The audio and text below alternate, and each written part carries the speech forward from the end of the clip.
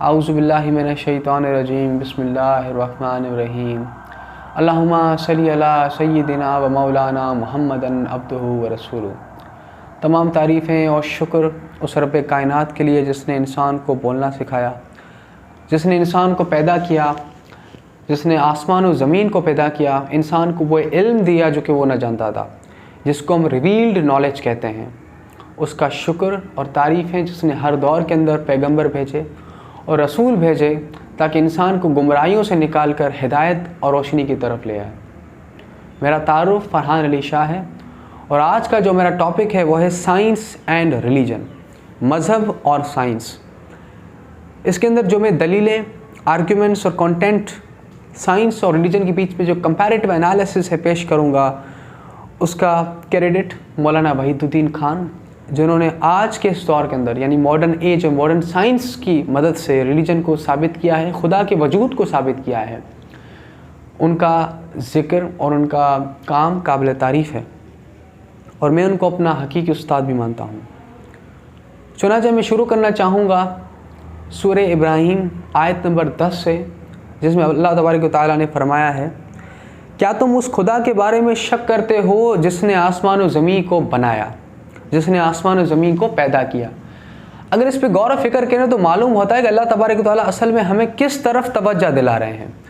अल्लाह ताला हमें जो नेचुरल फिनोमेना है जो कि हमारे इर्द गिर्द मौजूद हैं, जो कि हमारी रोज़मर्रा की ज़िंदगी में हम उन्हें इग्नोर करते जा रहे हैं, उनके बारे में हमें ऑब्जर्वेशन दिलाई जा रही है कि तुम देखो, तुम गौर फ़िक्र करो, तुम तवज्जो इसमें अपनी डालो कि किस तरीके से ये चीज़ें बनी हैं और इसका बनाने वाला हकीकत में कौन है। तो दर हकीकत कुरान का जो असलूब है वो ये है कि कुरान ने एक तो तारीख़ी रिवायात, तारीख़ी जो जैसे अज़ाब कौम समूद और कौम आद पर हुए हैं, जिसके ज़रिए से इंसान नसीहत हासिल करे, एक तो ये है। और दूसरा नेचुरल फिनोमेना जो कि हमारे इर्द गिर्द मौजूद हैं, ये हवा, ये पानी, ये दरख्त, ये आसमान, इंसान की खुद का जो वजूद है, ये सारी वो चीज़ें हैं जो कि ऑब्ज़र्वेबल, जिनकी मदद से इंसान मार्फत खुदाबंदी तक पहुँच सकता है। आज की जो मॉडर्न साइंस है उसने इस चीज़ को इस्तेमाल करके, यानी कि जिसको हम साइंटिफिक रेवोल्यूशन के बाद, रेनेसां, निशात सानिया के बाद जो साइंटिफिक डिस्कवरीज़ हुई, उन्होंने इस चीज़ को साबित करने की कोशिश की कि दर हकीकत ये कायनात एक मैकेनिकल सिस्टम है, ये कायनात खुद ब खुद चल रही है और इसका कोई भी खुदा नहीं, इसका कोई भी बनाने वाला नहीं है और ये सारी चीज़ें वो हैं जो कि इंसान ने खुद ने बनाई हैं। आज हम इस चीज़ का, इस कंटेंशन का एनालिसिस और जायज़ा लेंगे कि साइंस की ये बात, ये दावा किस हद तक सही है और हमें कंटेंट मज़हब के हक़ में क्या मिलता है और साइंस ने किस चीज़ की वजह से, किन चीज़ों को जहन में रख कर ये दावा किया कि अब हमें खुदा की ज़रूरत नहीं है। और यूरोप के अंदर वो खुदा से ह्यूमनिज़म यानी कि गॉड से उन्होंने जो ट्रांसफ़र की है, seed from God to human, इसका सफ़र उन्होंने किस तरीके से तय किया और कहाँ से उन्होंने गलत रास्ते पर जाना शुरू किया और कहाँ से उन्होंने मज़हब को छोड़कर एक नई दुनिया बनाने का इरादा किया। सबसे पहले मैं इस चीज़ को क्लियर करता जाऊँ, इस्लाम एक बुनियादी, एक इंसानी ज़िंदगी का मुकम्मल ढांचा है जिसके अंदर समाजी, सियासी, इक़्तिसादी, जिसके अंदर इंसान के अक़ीदे और इंसान की ज़िंदगी से वाबस्ता जो भी चीज़ें हैं उनके मुतालिक हर चीज़ की रहनुमाई की गई है। इस्लाम वो है जो कि हज़रत आदम अलैहिस्सलाम अजमईन से शुरू हुआ और मोहम्मद रसूलुल्लाह सल्लल्लाहु अलैहि वसल्लम पर ख़त्म हुआ। हर दौर के अंदर अल्लाह तबारक व तआला ने पैगंबर भेजे और हम मुसलमानों का उन पर ईमान है। जो भी पैगंबर तारीख़ के अंदर हमें मिलते हैं, जिनके सनद अल्लाह तबारक व तआला ने कुरान के अंदर नाजिल फरमाई है, उस पर हमारा ईमान है। हज़रत लूत अलैहिस्सलाम, हज़रत इब्राहीम अलैहिस्सलाम, हज़रत नूह अलैहिस्सलाम, हज़रत मूसा अलैहिस्सलाम, हज़रत ईसा अलैहिस्सलाम, तमाम पैगंबरों पर हमारा ईमान है और ये हमारे अक़ीदे का जुज़ है। कदीम ज़माने के अंदर शिर्क चूँकि गालिब था, डोमिनेंट था और स्टेट लेवल पर डोमिनेंट था, इस वजह से जो पैगंबरों का सबसे पहला जो हम कहें कि अटेंशन थी वो ये थी कि लोगों को शिर्क से निकाल कर, यानी कि पॉलीथीइज़म, मुख्तलिफ़ खुदाओं की पूजा करना, उनसे निकाल कर तौहीद की तरफ रागिब किया, यानी एक खुदा की तरफ जिसने आसमान और ज़मीन को बनाया है, जिसका कोई शेप, जिसका कोई भी रूप, जिसका कोई भी फॉर्म नहीं है और जो कि हकीकत में इंसान का मतलूब, मकसूद और हर ज़िंदगी के शोबे के अंदर सबसे ज़्यादा अहमियत का हामिल होना चाहिए। चुनांचे पैगंबरों ने, हर पैगंबर का दावा यही रहा है, कोई भी पैगंबर तारीख के अंदर में मिलता है जिसकी सनद अल्लाह तबारक व तआला ने नाज़िल फरमाई है, उनका यही मकसद है कि एक खुदा की तरफ मुतवज्जह किया जाए और शिर्क का खात्मा किया जाए। इस शिर्क के खात्मे के लिए जो आखिरी अल्लाह तबारक व तआला की तरफ से रहनुमाई और हिदायत थी वो इस्लाम है, और अल्लाह तबारक व तआला ने अपना कुरान मजीद अपनी रहनुमाई हुज़ूर अलैहिस्सलाम व अजमईन पर नाजिल फरमाई और इंसान को बताया कि अब कायनात के लिए ये वो किताब है जिसकी तुम्हें पैरवी करनी है। चूँकि ये किताब गैर मुहर्रिफ है, इसके अंदर किसी भी तरीके की इंसानी एडिशन मुमकिन नहीं है, क्योंकि अल्लाह तबारक व तआला ने खुद ने इस चीज़ की ज़िम्मेदारी ली है। कदीम ज़माने के चूँकि शिर्क गालिब था, इस्लाम के आने के बाद इस्लाम के बाद जो शिर्क स्टेट लेवल पर डोमिनेंट था, इस्लाम ने इसको क़यामत तक के लिए ख़त्म कर दिया, डेमोलिश कर दिया। लेकिन अब जदीद दौर के अंदर जो चैलेंज सामने आया है मज़हब के ख़िलाफ़ या फिर इस्लाम के सामने, जो कि हमारा असल में मकसद होना चाहिए उसको चैलेंज को सक्सीड उस पर कामयाब होने के लिए, वो है इल्हाद, एथियज़म, यानी कि खुदा का इनकार। अब ये कहाँ से शुरू हुआ? हम देखते हैं कि मिडिल एजेस के बाद जब रेनेसां आया, निशात सानिया यूरोप के अंदर, जहाँ पर साइंटिफिक डिस्कवरीज़ हुई, ग्रीक्स, जिनको यूरोप कहता है कि वो ग्रीक से दर हकीकत वो मुसलमानों की डिस्कवरी, जिसमें इब्न रुशद, अबू अली सीना, अल-किंदी और मुख्तलिफ साइंसदान, जो कि मुख्तलिफ साइंसदानों ने और अंग्रेज़ों ने एतराफ़ भी किया है, रैशनल हैस्टिंग हो या फिर उसके अलावा मुख्तलिफ जो है साइंसदान हो, उन्होंने इस चीज़ का एतराफ़ किया है। हिस्ट्री ऑफ साइंस अगर आप पढ़ेंगे स्टार्टन की, तो उसके अंदर भी इसने इस चीज़ का एतराफ़ किया है कि साइंस पर एक डोमिनेंसी काफ़ी अरसे तक मुसलमानों की रही है। जब ये मुसलमानों का मवाद और डिस्कवरीज़ यूरोप में पहुंची, तो वहाँ पर यूरोप में वो जिसको हम कहते हैं निशात सानिया हुआ। उसके बाद वो एक चीज़ पैदा हुई, इस फेज़ के अंदर दुनिया इंटर हुई जो कि कभी तारीख के अंदर इंटर नहीं हुई, जिसको हम साइंटिफिक रेवोल्यूशन आज से तकरीबन 500-600 साल पहले वजूद में आया। यानी कि अब ऑब्जर्वेशन, यानी कि जो थ्योरेटिकल अप्रोच है, उससे इंसान ने ये सफ़र तय किया कि वह प्रैक्टिकल अप्रोच तक पहुँचा।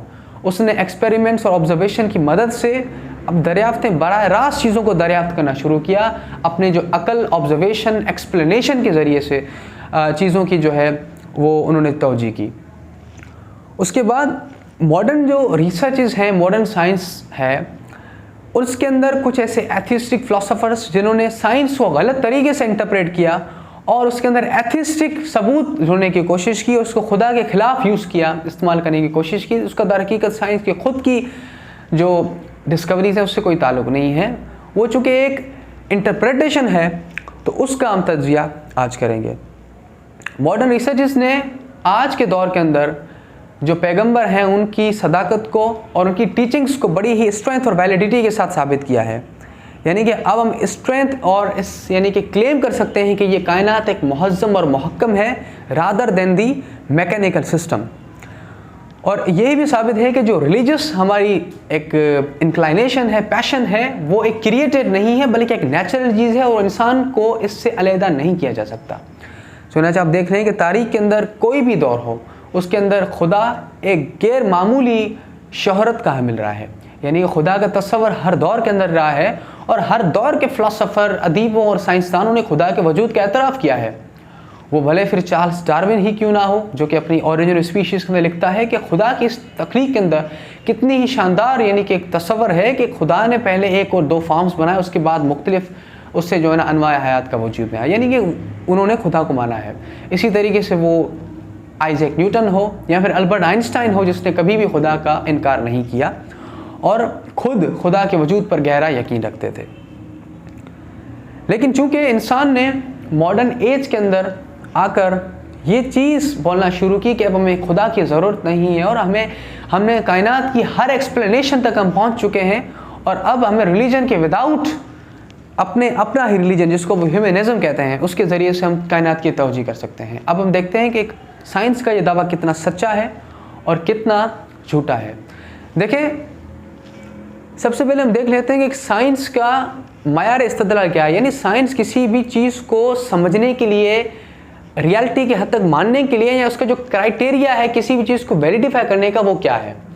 यानी सबसे पहले तो ये है कि आपने बराह रास्त किसी ऑब्जर्वेशन पर आप पहुँच गए। मिसाल के तौर पर डायरेक्ट ऑब्जर्वेशन, जिसको शुरू में पॉजिटिविज्म कहा जाता था, एम्पेरिकल रिसर्चेस, यानी कि आपने माइक्रोस्कोप डिस्कवर किया, उसके बाद आपने ये पानी को उसका आपने तज्जिया का, आपने देखा कि इसके अंदर जरासीम मौजूद हैं, और उसके बेसिस आपने एक पूरी ही इस पर थ्योरी और लॉ बना दिया। ये तो था कि बराह रास्त यानी कि ऑब्जर्वेशन।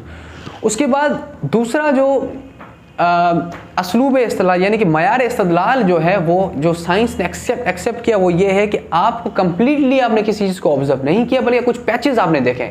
मिसाल के तौर पर आपने देखा कि दुनिया के ऊपर से कुछ हिस्से जो है ना वो गोल हैं, इस तरीके से आपने जनरलाइज किया कि पूरी दुनिया गोल है। जाहिर सी बात है, हमने पूरी दुनिया का तज्जिया तो नहीं किया, यानी कि एनालिसिस तो नहीं किया कि वो गोल है, जनरलाइजेशन है वो। उसके बाद तीसरा जो एविडेंस यानी जो मयार इस्तदलाल जिसके बेसिस पर साइंस ने कहा कि ये भी ठीक है, इसके बेसिस पर भी हम चीज़ों को कबूल करेंगे, बिलीव करेंगे, वो ये है कि आपने डायरेक्टली साइंस ने किसी चीज़ को ऑब्जर्व नहीं किया, बल्कि सिर्फ और सिर्फ कुछ साइड्स देखे हैं किसी चीज़ के, यानी एक्सपेरिमेंट के अंदर कुछ ऐसी चीज़ें मनकशिफ हुई हैं जिससे हम ये इस्तेमाल करते हैं कि यहाँ पर कोई वजूद होना चाहिए। यानी कि जैसे इलेक्ट्रॉन है, एटम है, जाहिर सी बात है कि साइंस ने इनको नहीं देखा, इनका मुशाहिदा बराह रास्त नहीं किया है। तो जब इन्होंने ये देखा कि यहाँ पर एक ऐसा वजूद रखता है जो कि हमें दिख नहीं रहा, लेकिन चूंकि हम इस्तेमाल करते हैं, इस वजह से उन्होंने इस चीज़ को कबूल किया कि ये भी वैलिड क्राइटेरियन है। यानी कि अब आप देखें कि science Aahista Aahista direct observation से किस तरफ जा रही है, इनडायरेक्ट आर्गूमेंट की तरफ जा रही है। और जिस तरीके से साइंस ने 70वीं सेंचुरी से आगे चल के 21st सेंचुरी तक सफ़र किया है, ये चौथे मयार इस्तदलाल तक पहुँच चुका है। अब देखते हैं कि इसका चौथा क्राइटेरिया क्या है किसी भी चीज़ को कबूल करने का साइंस का, वो ये है टेक्निकल ट्रूथ्स। यानी कि टेक्निकल ट्रूथ जो भी सेंसेशंस हैं हमारी, ऑडिटरी, टैक्टिक्स या फिर बाकी जो भी हम जिसके ज़रिए से चीज़ों को समझते हैं, हमारे सेंसिबल फैक्ट्स जिसको हम कहते हैं, जो कि दर हकीकत मुकम्मल नहीं है। जाहिर सी बात है कि टेक्निकल ट्रूथ्स या फिर साइंस जो है वो हमें पार्शियल नॉलेज देती है किसी चीज़ की, मुकम्मल नॉलेज नहीं देती है। तो जो एक साइंटिस्ट ने कहा है कि the knowable is unimportant and the important is unknowable, यानी जो चीज़ ज़रूरी है वो हमें पता ही नहीं है, और हमें सिर्फ और सिर्फ मादे के बारे में, मैटर के बारे में इंफॉर्मेशन हासिल है। चौथा जो मयार इस्तदलाल जिसकी मैं बात कर रहा था वो ये है कि साइंस ने उन चीज़ों को भी एक्सेप्ट करना शुरू किया जिसका ऑब्जर्वेशन या फिर उस क्लेम से डायरेक्ट एक्सपेरिमेंट या फिर ताल्लुक़ नहीं है, बल्कि क्या है, बिल्कुल ही एक ऐसा ताल्लुक़ है जिसको हम ऑल्टरनेटिव वे या इन्फ्रेंशियल आर्ग्यूमेंट कहते हैं। यानी कि आपके पास किसी भी चीज़ को एक्सप्लेन करने के लिए बेटर एक्सप्लेनेशन नहीं है, बल्कि आपके पास एक लॉजिकल उसके लिए आर्ग्यूमेंट है। जिस तरीके से हम देखते हैं कि मुख्तलिफ चीज़ें हैं जिनको हमने ना डायरेक्टली देखा है और ना ही उनके किसी भी एक्सपेरिमेंट के अंदर डायरेक्टली उस चीज़ का प्रूफ मिलता है, लेकिन हमने क्या किया कि उसको हमने देखा कि ये जो है ना इससे बढ़कर किसी इसकी एक्सप्लेनेशन नहीं है, तो हमने इस्तेमाल इन्फ्रेंस कर लिया, क्यास कर लिया कि ये यही है। ये भी यानी कि चौथा इन्होंने शुरू किया। लेकिन यहाँ पर साइंस की एक बात बड़ी कॉन्ट्राडिक्टरी है, और वो ये है कि एक तरफ साइंस कहता है कि जो मज़हब है वो नॉन डेमोन्स्ट्रेबल है, यानी कि उसका आप ज़ाहिरी तौर पे आप साबित नहीं कर सकते कि खुदा है, यानी आप खुदा को दिखा नहीं सकते, मुशाहिदा नहीं करवा सकते। और वह एक ऐसी चीज़ है जिस तक इंसान खुद अपने इल्म के ज़रिए से पहुँच नहीं सकता है। एक तो साइंस का ये दावा है जो कि गलत है, क्योंकि आज के दौर के अंदर रिलीजन जो है वो साइंस की रोशनी में भी साबित हो सकता है, और उसके हक़ में वैसे एविडेंस मौजूद हैं जो कि साइंस के क्राइटेरिया के मुताबिक बिल्कुल दुरुस्त हैं। और एक तरफ साइंस ये कहती है कि मॉडर्न डिस्कवरीज ने यानी कि मॉडर्न डिस्कवरीज ने साइंस को गलत साबित कर दिया, यानी एक तजाद है ये। यानी अगरचे साइंस मज़हब एक ऐसी चीज़ है, रिलीजन एक ऐसी चीज़ है जो कि साबित नहीं की जा सकती, जिसको प्रूफ नहीं किया जा सकता, जिसको दिखाया नहीं जा सकता। अगर उसको दिखाया नहीं जा सकता है तो फिर ये कैसे मुमकिन है कि आप उसको गलत साबित करें?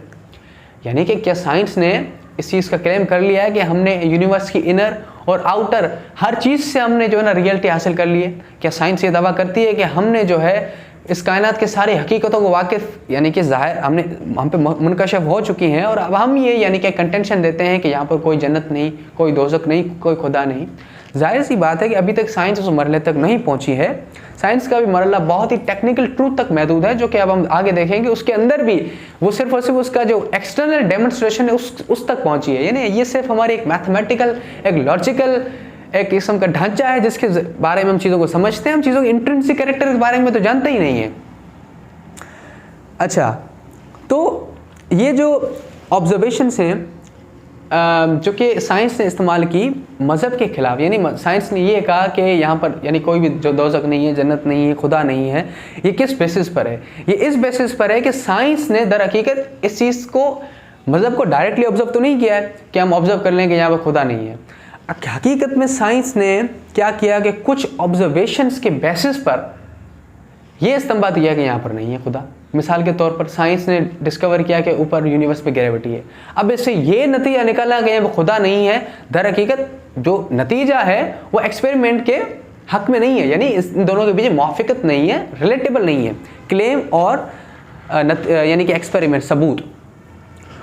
यानी कि हम एक इवेंट से, एक वाक़ये से दूसरे वाक़ये का इस्तेमाल लेते हैं, इन्फ्रेंस लेते हैं। और बात यानी कि सबसे इम्पोर्टेंट बात यह है कि ये साइंस ने जो क्राइटेरिया यूज़ किया है इस्तेमाल का, यही इस्तेमाल हम मज़हब के हक़ में उसी कमाल बदरजा से साबित कर सकते हैं। यानी कि जिस तरीके से साइंस इस्तेमाल करता है, इसी तरीके से जो मज़हबी लोगों का इस्तेमाल है कि ये कायनात है और इस कायनात का एक बनाने वाला है कि हर चीज़ को कोई ना कोई चीज़ बनाती है। यानी कि हम अगर देखें कि एक ये कोट जो मैं पहन के बैठा हूँ, दरअसल कि इंसान की बनाई हुई चीज़ है, तो फिर कैसे हो सकता है कि इंसान खुद इतनी कॉम्प्लेक्स चीज़ वो खुद ब खुद वजूद में आया हो? उसके लिए लाजमी है कि खुदा मौजूद हो। यानी कि अकल इस चीज़ के लिए बिल्कुल कबूल करती है कि इस कायनात का खुदा होना चाहिए, और इस चीज़ को भी कबूल करती है कि एक जन्नत दोज़ख होनी चाहिए जिसके अंदर हर चीज़ का फ़ैसला हो। चूँकि ये दुनिया महदूद, इंसान की ज़िंदगी महदूद, इंसान की खुशी और गम और इस तरीके के सारे यानी कि इंसान के अरमान और हसरतें इस दुनिया के अंदर पैदा नहीं होती हैं, मुकम्मल नहीं होती हैं। तो एक ऐसी दुनिया की ज़रूरत है जहाँ पर जज़ा और सज़ा का फ़ैसला उसी दर्जे से हो जिस तरीके से यानी कि बाकी चीज़ें होती हैं। यानी कि अगर कोई शख्स 40 साल तक एक ऐसा ज़बरदस्त और इंसानी यानी कि डेवलपमेंट के लिए या इंसान की रहनुमाई के लिए या उनकी काइंडनेस के लिए, उनके यानी कि उनकी भलाई के लिए काम करता है, तो यानी कि उसको वो फल, वो नतीजा, वो रिवॉर्ड उसकी ज़िंदगी में नहीं मिल सकता है। यानी कि आप किस तरीके से ज़िंदगी के अंदर ही उसको वो इनाम दे सकते हैं। यानी कि ऐसी दुनिया की ज़रूरत है जहाँ पर ये सारे फैसले कमाल बदरजा के साथ हों। इसी तरीके से हज़ारों लोग जो कि बिना अनपनिश्ड होकर इस दुनिया से निकल गए, जिसने करोड़ों लोगों को कत्ल किया है। यानी हमारा जो इखलाकी एक क्राइटेरिया है किसी चीज़ को जानने के लिए, इस चीज़ की तरफ रहनुमाई करता है कि ऐसी की दुनिया हो जहाँ पर हर चीज़ का फ़ैसला हो। यानी कि मुजरिम को सज़ा दी जाए जिस जुर्म का उसने इर्तिकाब किया है, और उसी तरीके से सज़ा दी जाए जितना उसने जुर्म किया है। ज़ाहिर सी बात है ये सारी चीज़ें इस दुनिया के अंदर कंप्लीट नहीं हो सकती हैं। ये दुनिया सिर्फ़ और सिर्फ चूँकि एक टेस्ट है, इसकी सबसे बेहतरीन explanation, this world is a test. और ये जो एक्सप्लेनेशन है टेस्ट की, ये एक इम्तिहान है। यही असल में एक माकूल तवजी है जो कि फ़लसफ़ा 5000 साल से इस चीज़ की तरफ जो है कोई नतीजा नहीं निकाल पाया है कि इस कायनात की हकीकत क्या है, जो कि मैं आपको बताऊंगा कि बड़े बड़े फ़िलासफ़र जैसे बर्टन रसल ने इस चीज़ को किस तरीके से माना है। बहरहाल मेरा जो पॉइंट था वो यहाँ पर था कि साइंस ने चौथा मयार इस्तेदलाल ये इस्तेमाल किया है कि हम उन चीज़ों को भी मानेंगे जो कि बराह रास्त मुशाहदा नहीं कर सकते हैं, लेकिन इस्तेमाल के बेसिस पर, जिसका यानी एक्सपेरिमेंट से कोई ताल्लुक़ नहीं है, ऑब्जर्वेशन से कोई ताल्लुक़ नहीं है, लेकिन हमने इस्तेमाल समझ हमें आ रहा है ऐसा, हमने उसको मान लिया। उसकी एक्सप्लेनेशन ऑर्गेनिक एवोल्यूशन की। देखिए अभी मेरा ताल्लुक़ इस चीज़ से है नहीं कि एवोल्यूशन सही है या गलत है। अभी मेरा मकसद ये है कि हमने किस बेसिस पर एवोल्यूशन को सही माना है। हमने यानी कि साइंटिस्ट ने, चूँकि आज साइंस इस चीज़ को एक साइंटिफिक ट्रूथ के ज़रिए से मानते हैं। जैसे बड़े बड़े साइंटिस्ट R.S. लल, इन्होंने अपनी किताब ऑर्गेनिक एवोल्यूशन में कहा है कि ये एक ओनली लॉजिकल वे है चीज़ों को समझने का, यानी क्रिएशन प्रोसेस को समझने का। इसी तरीके से A. मैन ने अपनी क्लियर थिंकिंग अंदर कहा है कि अब एवोल्यूशन एक प्रॉक्सिमेट सर्टेनिटी तक पहुँच चुका है। और इसके अलावा मुख्तलिफ एवोल्यूशनिस्ट जो ना ये दावा करते हैं कि साइंस ने जो है, डार्विन ने जो है, या फिर एवोल्यूशन जो है ना आज साइंटिफिक अफर्मेशन की हद तक पहुंच चुका है। अब हम ज़रा इसको थोड़ा डिग डीप करते हैं कि किस बेसिस पर एवोल्यूशन को सही माना गया है। देखें एविडेंसेस जो मिले हैं एवोल्यूशन के हमें, वो एविडेंसेस दर हकीकत क्लेम के मुताबिक दुरुस्त नहीं। यानी क्लेम क्या है? क्लेम यह है कि इंसान बंदर से बना, यानी इंसान जो है ना एवोल्यूशन से पैदा हुआ है। एक जो स्पीशी है वो दूसरी स्पीशी से जो ना वो डेवलप हुई है वक्त के रफ्तार के साथ आहिस्ता, यानी घोड़े से जो ना वो गधा बना, गधे से जो ना जिराफ बना, उसी तरीके से जो है इंसान का मामला भी वही है, हर किसी की वो है। अब देखते हैं कि असल में सबूत क्या है। सबूत देखें, सबसे पहला एवोल्यूशन का जो सबूत मिला है वो ये है कि एक लोअर स्पीशीज़ होती हैं, एक होती हैं हायर स्पीशीज़, यानी कि मल्टी सेल्यूलर ऑर्गेनिजम्स और जो ना सिंगुलर यानी कि सेल्यूलर, यानी कि एक वो ऑर्गेनिज्म जिनकी सिंगल सेल हैं और ऐसे हैं जिनकी मल्टी सेल्स हैं। तो बात ये पता चली है कि असल में एक वक्त था जहाँ पर फॉसिल्स हमें जो बताते हैं कि ओल्ड एज के अंदर पहले सबसे पहले वो स्पीशीज़ थी जो कि बहुत ही यानी कि लो थी, यानी कि इतनी ज़्यादा कॉम्प्लेक्स नहीं थी, सिंपल थी। और बाद की जो स्पीशीज़ हैं वो ये हैं कि वो कॉम्प्लेक्स हैं, मल्टी सेल्यूलर हैं। अब इसके अंदर जो यानी कंक्लूजन है वो ये है कि यानी कि वक्त का फ़र्क है, यानी कि पहले जो स्पीशीज़ थी वो के ये थी कि सिंपल थी और बाद वाली स्पीशीज़ क्या हैं, कॉम्प्लेक्स हैं। अब ये सबूत है। तीसरा, जो बॉडी स्ट्रक्चर्स हैं, यानी कि एक कैमल है उसका जो स्केलेटन है वो इंसान के स्केलेटन से मुशाबह करता है। इसकी बेसिस पर ये कंक्लूजन करना कि सारे जो स्पीशीज़ हैं वो एक दूसरे से निकले हैं, दर हकीकत जाहिर सी बात है किसी क्लिनिकल लैब का तो नतीजा नहीं है बल्कि इंसानी इस्तेंबात है। चौथा, जो वेरिएशंस होती हैं एनिमल्स के बीच में, यानी एक जानवर दूसरे से मुख्तलिफ होता है रंग और हर चीज़ में, एक यानी कि भाई से मुख्तलिफ होता है, ये वो कहते हैं कि ये जो है एवोल्यूशन की तरफ एक चीज़ ये गई और एवोल्यूशन वेरिएशन जो है ना आगे बढ़कर एवोल्यूशन बना और फिर उससे जो है ना मुख्तलिफ स्पीशीज़ जो है ना वो निकली। अब देखते हैं कि इसके इन सारी चीज़ों के बीच में ऑब्जर्वेशन और असल में जो सबूत है वो किन किन चीज़ों का मौजूद है। देखिए, कोई भी इसके अंदर जो चीज़ है वो ऑब्जर्वेशन और एक्सपेरिमेंट के बेस पर नहीं है, यानी कि इसके अंदर जो एविडेंस है, जो एविडेंस का नेचर है वो दर हकीकत जो रिलेशन है क्लेम का, दावे का, और जो एविडेंस है उसका अल्टरनेटिव यानी कि हाइपोथेटिकल रिलेशन है। कोई भी एक्सपेरिमेंटल रिलेशन नहीं है between the claim and the experiment, but the relation between the claim and the experiment is inferential, that is indirect argument, that is a way of understanding the things in a logical manner. क्योंकि science जो है यानी कि scientist जो है वो religion का तो फॉल डाउन हो गया यूरोप के अंदर, अब वो इस चीज़ को मानने के लिए तैयार नहीं है कि इंसान आदम अलैहिस्सलाम व अजमईन से यानी कि उनका जो है ना वो इंसान पैदा हुआ है, यानी स्पेशल क्रिएशन के वो कायल नहीं है। अगर वो स्पेशल क्रिएशन के कायल नहीं है तो दूसरा उनके पास सिर्फ एक ही हल रहता है कि वो इस चीज़ को माने कि इंसान जो है इस तरीके से मुख्तलिफ स्पीशीज़ से यानी कि एवोल्यूशन के ज़रिए से बना है। अब जाहिर सी बात है कि ये तो चीज़ बिल्कुल वाज़ह है कि ये क्लिनिकल यानी कि आपने लैब के अंदर तो नहीं देखा है कि एक स्पीशी दूसरी स्पीशी से जो है ना इस तरीके से डेवलप और एवोल्यूशन के ज़रिए से बन रही है। आपने इन्फ्रेंस इस्तेमाल किया है और कोई भी साइंटिस्ट इसको नहीं मानेगा, चाहे वो प्रोफेसर रूट बॉय हों जो कि आजकल एवोल्यूशन के जो है वो जो है ना वो अलमबरदार हैं।